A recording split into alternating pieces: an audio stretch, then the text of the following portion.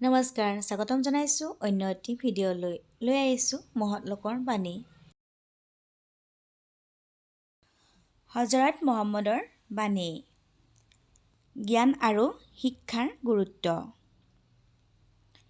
জ্ঞানৰ বাবে তুমি যদি চীনলৈ যাব লগা হয় তেন্তে যাবা।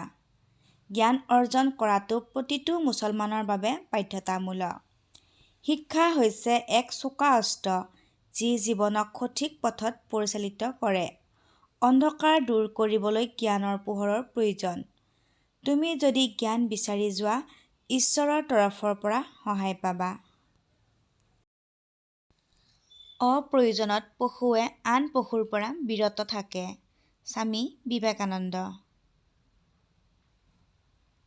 তোমাৰ যদি আত্মবিশ্বাস আছে তেন্তে লোকৰ সন্দেহলৈ ভয় নকৰিবা। Rudyard Kipling. বন্ধুত্ব হৈছে দেহত বাস কৰা এটা আত্মা।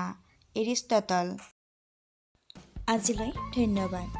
চেনেলটো ছাবস্ক্ৰাইব কৰি ভিডিঅ'সমূহ শ্বেয়াৰ কৰিবলৈ আৰু লগতে এটা কমেণ্ট কৰিবলৈ, লাইক কৰিবলৈ নাপাহৰিব।